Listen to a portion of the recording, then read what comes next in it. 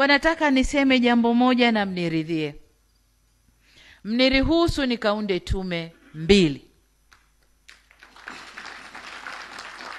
Kutokana na maelezo mlioyatoa nikaunde tume 2.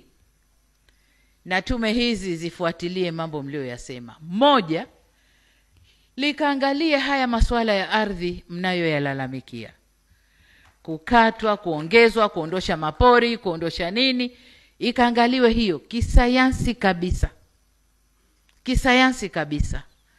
Na tume hii itakuwa shirikishi, ili wote tuone kile kinachofanywa. Wote tuone kile kinachofanywa. Sawa ndugu zangu?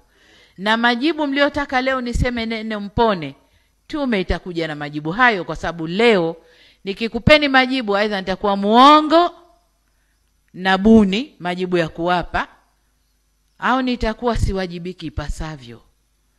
Kwa hiyo tume itakwenda kufanya utafiti, itazungumza na watu, ataangalia mambo kwa kina, na watakuja kutoa majawabu na mapendekezo.